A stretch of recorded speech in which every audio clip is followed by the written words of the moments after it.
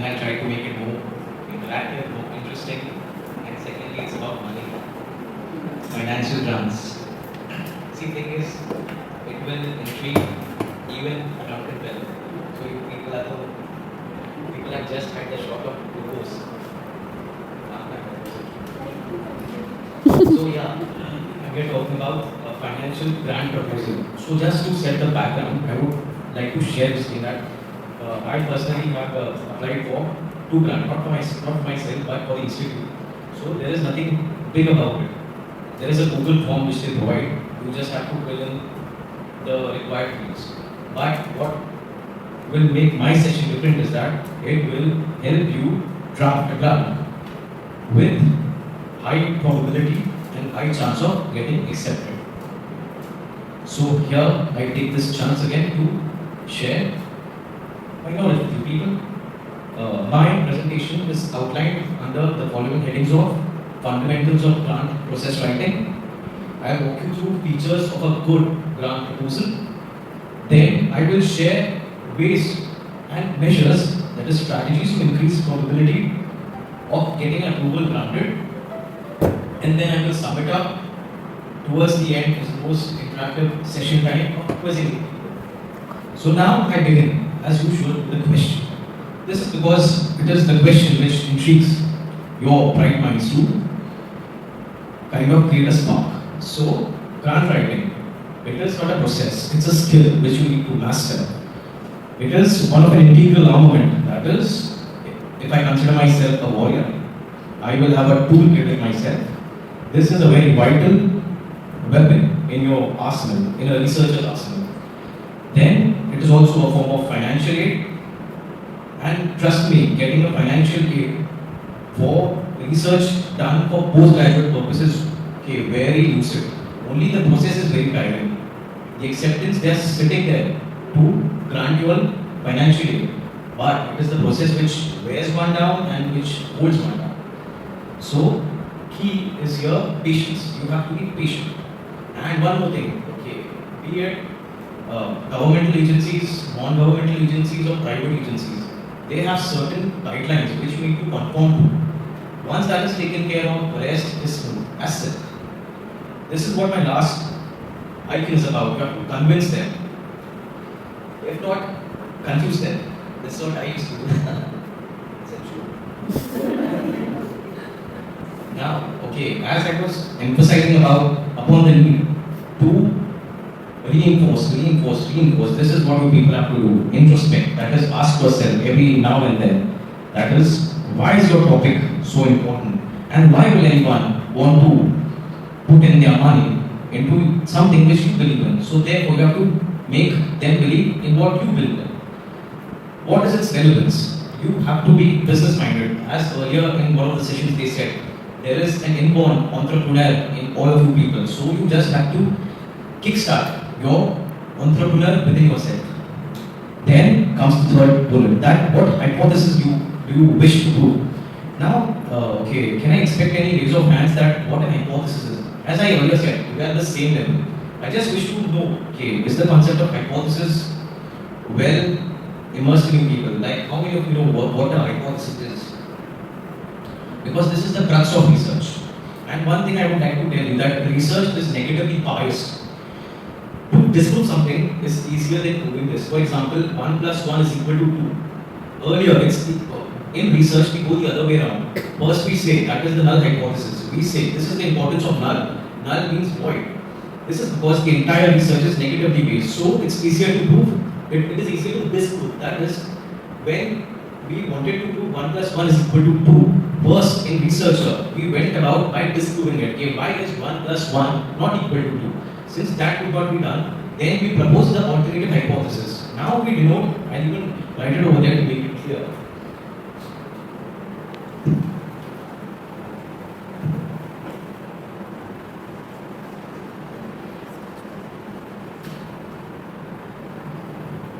See, it's all about connotations. H0 stands for null hypothesis.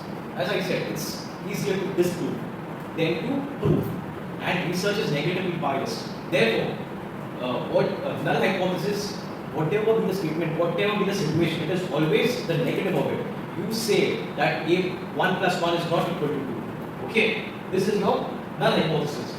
And then we set a margin. This is something known as, I will just give you people gist. Later on in life, if we need time to elaborate, there is something known as probability. You need not go into it. And then something, there's another statement which is known as the alternative hypothesis, in which we say, if null hypothesis, if we cannot prove it, then we will accept that 1 plus 1 is equal to 2. How did we begin? We began by saying 1 plus 1 is not equal to 2. And since if we cannot prove the null hypothesis, we have to go with the second best option, that is to accept the alternative hypothesis, which says, for example, if I talk in terms of graph, if I have to say graph A is better than B, right? Here B will be your standard intervention or the control or the comparator, standard comparator, and your new intervention, which is the test, you will begin by saying that your test is not better than your control. And if you find in the result through statistical analysis, if you find this probability less than 0.05, this particular P is very important in your life. Okay. Once you, through statistical test, once you find P, it's a golden figure. Once, if you find this to be less than 0.05, then you accept the alternative hypothesis. So, what does P means? P means probability value. That is, you say this, when we express in terms of percentage, it will be 5%, right? So, 5% we say that if there is a difference between one, when we talk about probability, when we are considering chance. Here we say that A is greater than B, that is A is more effective than B. There are 95% chance, okay, there is 95% probability that the intervention is because of chance. That is, the effect is because of chance and not because of your intervention. And if you could disprove it, which is the complement of it saying that P is less than 0.05, this means that whatever effect your new drug is producing, the chance is less than 5%, which is a very good value to prove that your drug is actually working. And okay, what is the difference between statistical significance or clinical significance? So I'll keep it short. The crux is that statistical significance, for example, if I give a new drug to a particular behavior, say for example the one in scar, right? And if it works best for her, but the same drug is not working so well for me, so this means that that is clinically significant to her only. Here we foray into personalized medicine, which I will not go into, but this was all about probability. Okay, if you say that for your intervention to be better than B, your P value should be less than 0.05, which means the effect which your drug is producing, it is not by chance, it is because of the inherent property of your drug. Is it clear, P value? So now we dealt with alternative hypothesis, null hypothesis, alternative hypothesis, the P value. I feel we have got a strong ground to build upon the subsequent concepts. So hypothesis is done. Now, what are the methods available? This will include your study design, what all equipments you have, what all resources are available to you. It will all come under materials and methodology. As for example, in vitro study, which means done in a laboratory. So over there, all your equipments, all your instruments, all other consumables, those are the materials. And methods, what methodology, what procedures are you following using those materials? So this material and methods, they are interchangeably used. However, they don't mean the same thing. Now, you have to keep on asking yourself, is your study quantitative or is it qualitative? Always remember that quantitative is anything which can be shown very easily or which can be compared. However, qualitative research is those wherein we describe traits, we describe patterns, which is very much abstract in the sense that it cannot be proven. So therefore, overall I will say they give more weightage to quantitative study. However, qualitative study is equally important, if not less. Now then I've spoken about observational and interventional. Observational is when you are a bystander, you do nothing, you just observe the effect and using some parameters. And interventional is when you give an intervention. Purposely, you are trying to manipulate by giving an intervention. So these are the salient distinctions. Now, Second part, after introspecting, you have to first convince yourself that you are ready enough to convince now the funding agency. You have to be that steadfast that my project is worth approval. Only then, if you believe in your idea, then the others will believe in your idea, and accordingly they will bless you with their grants. Now, from where will you find the sources of funding agencies? You can look up to your teachers, if they are willing, like myself, your colleagues, if again they are willing. Better, if you know of a colleague who is well versed with the grant process. So, but at the same time, he is very cautious person and very sharp. So, if he is not willing to share how he applied for grants or how he got his grants approved, better is to make him your partner in the same project. This is how you can convince your colleague. And third and lastly, the university available university or to Google. You can just Google, the keyword would be funding agencies for research. You can Google about it, AI available. Now, this will be the second step of applying for grant. Which are the institutes available and what all institutes you can look up to?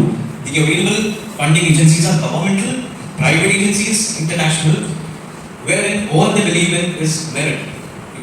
Merit in the terms that whatever guidelines they have set in, you just have to conform to it. And the last is databases of agencies available. So now coming one by one, ICMR is one such very active body in funding researches all over India. It stands for Indian Council of Medical Research. And there's a homepage. There is a separate website wherein us being born at ICMR, people, we can opt in for extramural. They are funding doctorates, then PhDs, thesis. They even sponsor international travel. One of my colleagues got 60% of his external expenses paid to this thing, but it was a kind of reimbursement. He did not get it a priority. Then they even give you grants to conduct workshops. It's a big thing. Then it comes the Council of Scientific and Industrial Research. Then there is Department of Biotechnology. All these are welcoming grants, welcoming funding body. The only thing is that you have to conform to their guidelines, and rest will be history. Institute at our Chem Hospital, there is this Diamond Jubilee Silver Trust, and there is IIT at Madras. These are the institutional which even I doubt if they give to people outside their institutes, but they do give to the people within. I vouch for it. Private agencies, you have Lady Memorial, a very trusted trust, Azim PG, they are very selfless people. Then societies for specific conditions, like for example, if you are conducting a study for Parkinson's disease, this famous personality Michael J. Fox, he runs an international NGO. You just have to name it Parkinson's and he will give you the money. So procuring or not procuring, applying for a grant has got greater likelihood of acceptance in Parkinson's disease. Then there's international like Harvard UV's National Institute of Health, then Ford Foundation. However, there's a terms and condition clause for it. This requires approval by the Indian Health Ministry Steering Committee clearance. Then coming to, these are some of the databases which you can access online. These are R&D funding schemes, National Center for Biological Sciences, and you can go through these particular portals and avail of the grants. Thing is now, the condition is just conform to their guidelines and they will make your life easy. Now, this is snapshot of your institutes, like funded projects. This is very much handy to you people. Like for example, which agencies to go on for and which doctors to meet in regards of funds. These are the approved projects, funded projects. So, if I were at your position, I would approach these people to get a better idea of applying for grants. And there's a separate student section that is short-term studentship available for, that's for UG. If you have any UG friends, you can just inform them. Now coming to, as I said, whatever be your proposal, it has to conform to the guidelines. So therefore, customize your proposal. Funding agencies have their own guidelines. And secondly, always remember, as Sir said, very rightfully he said, it has to be scientifically right. And it has to be a scientific content, not a creative content. I try to balance between those, I even create content. So, you have to remember that proposal reviewers are learned intellectuals. Even at this level, I can pick up which work is genuine, which work is phony. As Sir said, start simple but be honest. And always remember, it's always better to be a shark in a pond than be a small fish in a pool or lake. Or bigger pond is what it is. Your writing style has to be scientific and it has to be at most formal. And you cannot seek help of ChatGPT, not at all. However, in your examination preparation, it will help you. And questions reviewers seek answers to that. As I told you people before, pioneer, that is feasible, what is new. And new means the thing which is done outside the world. The thing is it should add value to the existing pool of knowledge. And this is very much considerable. You have to consider, these are one of the principles. Once, this is why they emphasize so much upon the importance of ethics. That it has to be socially relevant. At no cost can you harm the patient for your own needs. And how to validate findings and conclusion. This is the way that your methodology section should be very strong to convince this, because this is the first thing which they see. As Sir said, pointed out, IMRAD format, I for introduction, M for methodology, R for results and discussion. So that is IMRAD format for publication. Now in your protocol or proposal for applying for a grant, you have to resort to only limit yourself to IMRAD. D is out of the equation, so it will have introduction, it will have a methodology section, it will not have result section. IMRAD is out, only I, M and a B, that is budget analysis, which I talked about. Yes, so before sending forwarding your grant proposal to the corresponding agency, these are the strategies which you have to follow. It has to be internally reviewed. Most likely, I feel teachers should be there to support you. Other than that, colleagues. If colleague is not willing, then try to collaborate with her. And then there are experts. As I invested before, I showed a snapshot of those investigators whose fundings got approved from your institute. Did I not show? I did show. Okay. Then once your proposal is crisp, clear, concise, the 7 C's which earlier man said, you have to follow that. You send the proposal either via mail, write to them physically via mail, or upload directly to their site, onto their site. And they have made life very simple, like prepare a Google form like submission application. You just have to fill the appropriate field. And always remember, this is like Sarkari application. Whatever they ask for has to be given. And then, as I said, it's all about patience. You can have binary field. Binary means 1 and 0. The language which computer understands, why don't we understand? It can only be acceptance or rejection. You have to be prepared for both. Then comes step 3, mandate forms. What is the importance of mandate forms is that, as I told you earlier, whatever fields are required, you have to fill it in. There is no other alternative. You have to be thorough with your bank details, which is not much of a thing. You complete the project, and this is a requirement. You have to give whatever progress report, whatever is happening with your report, you have to keep them in the loop. So you prepare a submit report. There's a drafted template. You go to their website, it's all available. It's all available for you people. The only thing is that you people have to do honest work. And then final report. Even for this template is given. For example, ICMR, this particular site gives everything. Now, these are the parts of your standard proposal template. There's a covering letter. Covering letter is a separate page wherein how you write a letter to someone. You have to first give your specification, then to whom are you addressing, that is the funding agency, then what is the subject, then the enclosures. What all documents are you submitting for this proposal? It will include a title page, a specimen I'll show towards the end, an abstract. That too, in abstract, that is whatever proposal you have made, you have to summarize it in one paper. This is also known as concept paper. They may ask you for concept paper. Concept paper is nothing but a synopsis. That is 1-page document of your actual protocol. Then there is literature review. There is introduction. Always remember, a good introduction will have a background. That is the problem statement. Why is there a need to do research? Then you have to find what knowledge exists about that particular topic once you have selected. Then you have to see what is missing. And for this, your literature review has to be impeccable. It has to be that standard for you to know what is known and what is unknown in that particular topic. This is where literature review. It can be comprehensive, but one thing is for sure, your introduction should be short and crisp. chance of acceptance increases proportionately with a shortened list introduction. Literature review, you can elaborate. Then your project description in the context of methodology. This is the most important part in the concept paper. Your budget, and you have to justify each and everything. Then there is this timeline. They will ask you for Gantt chart. Gantt chart is nothing but at what time points do you plan to conduct what activities, which are shown, right? And then it has to end with references. They need references, minimum. Reasonable will be 5 up to 5. And the format, which as Sir said, right, Vancouver for articles, then Harvard, okay, it's Vancouver is what they say. Now coming to budget order, it should be as per the agency's requirement, which they have made it very crisp and clear. It's very comprehensive. Now, yeah, for budgeting part, whatever requires number, it has to be in spreadsheet. That is Excel with columns and rows. This makes your proposal more attractive and increases the visibility of it.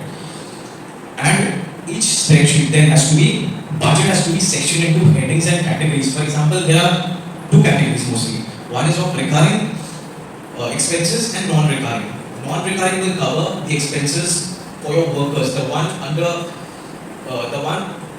who's working under you, your subordinates, your colleagues, or even, like for example, in the hierarchy, first there's investigators in clinical trials, then come research assistant, then there are research coordinators, and then co-investigators. So you have to consider they can be appointed on a contractual basis, for which per project you have to pay them, so that will come under non-recurring. Or recurring means the expenses which are repeated at intervals. Like for example, if they are paid monthly, then it will come under non-recurring. That will come under recurring. You have to express in unit form. For example, if in case of a laboratory in vivo experiment, if you require some equipment or apparatus, so you have to express that in terms of unit. That is, one apparatus will be 1 unit, and how many units you require. So you have to give the cost of each unit and then multiply with the number of units required. Then towards the end you sum up all. It also has to take into consideration for how long will your study last. So that will be a multiplying factor, like your unit cost into what is the actual amount of the unit, and then for how long will it be required. And this is more important, you have to justify whatever you are asking for. The only simplest way is to refer projects which have been approved. Then you have to specify the rules of purchase, for example, whether they incur maintenance charges or not. And then this is a very essential part, that you have to be thorough. You cannot afford to provide them with mathematical errors. You have to take care. You have to be careful about it. Now, this is the category which I was talking about, recurring. That is, which keeps on the charges which are incurred repeatedly at intervals. Like for example, if the staffs are paid monthly, this will come under recurring. Then you have to pay for the salary of research coordinators, assistants, and statisticians, and their consumables. Like for example, ink, a printer ink, which requires refills, so that will come under recurring. You have to specify everything, even the stationery. And the non-recurring will include the ethics committee fees, which is paid just once, and equipments, which is mostly or only once. They even reimburse travel expenses and overhead miscellaneous charges, which are included in the subsequent slide. And this is one budget template, wherein these are the different headings, recurring, non-recurring. Then you have to how many units you require, what is the cost of each unit. Then this will be a multiplying factor that will equal to the quantity, and then multiply with the amount required, that will give you the total. And you have to justify, okay, why do you require this particular instrument?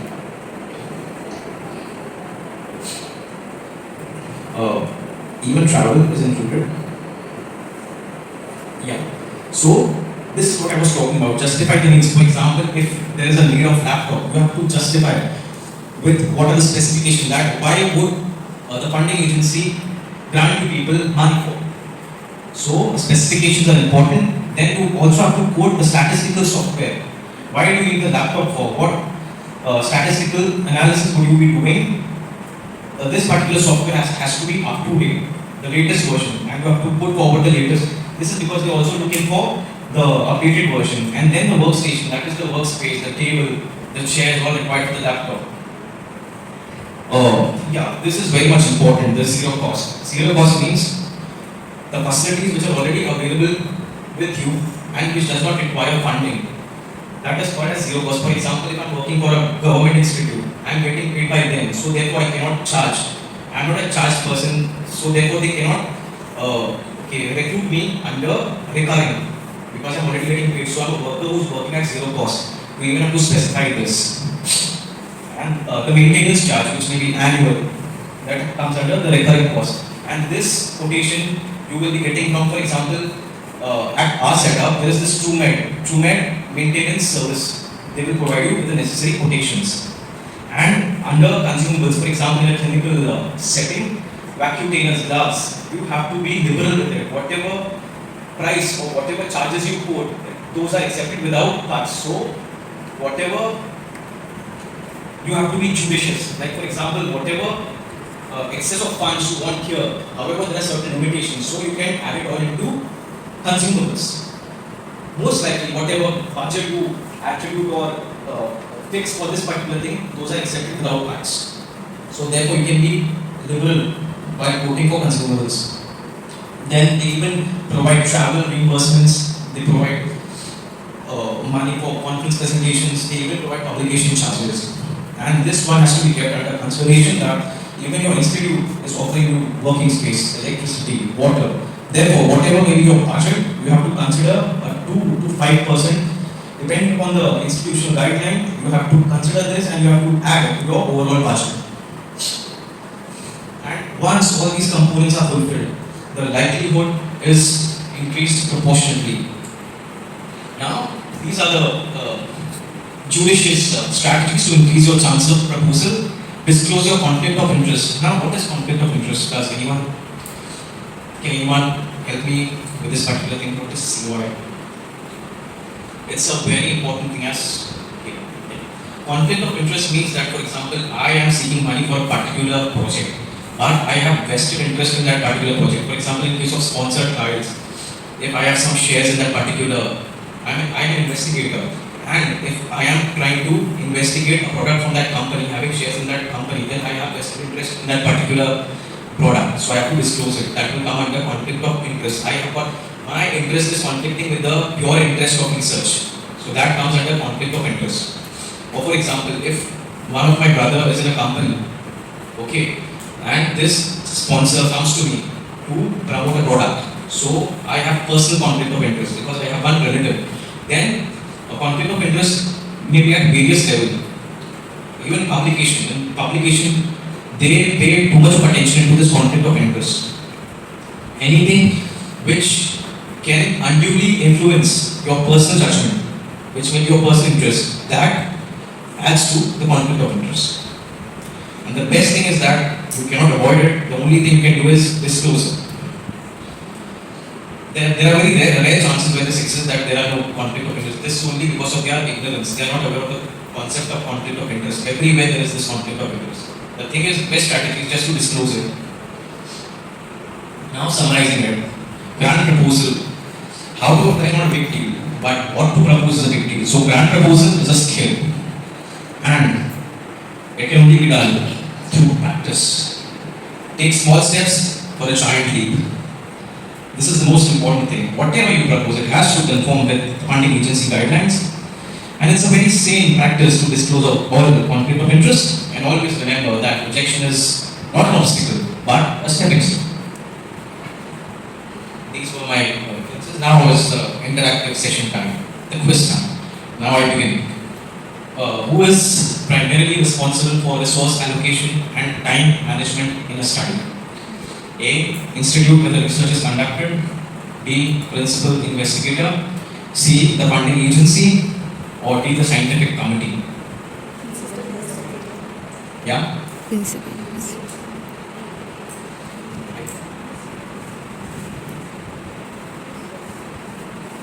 Okay, who is primarily responsible for resource allocation and time management in a study? Institute, the principal investigator, funding agency, or scientific committee? Anyone who guesses A, B, C? I'm not judging that. That's the Yes, it's principal investigator. Now comes the, okay, where is that girl to whom I promised the chocolate? can correct it from reading this. And second, identify the correct statement about implementation of a research. A. Research findings must be approved by the funder. B. Research finding must be evergreen.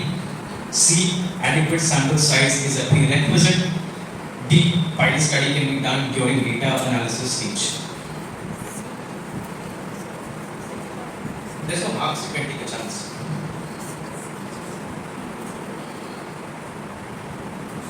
Any alphabets? A, B, C, D. Okay, wrong answer, so that was gives the right word. That's all. Take it wrong. And the third question is, which of the following is not the responsibility of the institutional ethics committee? 1. To evaluate the potential benefit from the study to the community.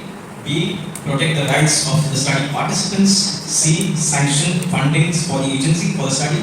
Sorry, I beg your pardon. D. Re-evaluate the study if modified. I'm talking about institutional ethics committee, not the funding agency. So chocolates. Okay, last. If the project is getting funded internationally, which of the following committees looks at the regulatory affairs? Terms and conditions you remember. HMSC, Genetic Engineering Approval Committee, Ethics Committee, or all of the above. But the safest answer is always all of them.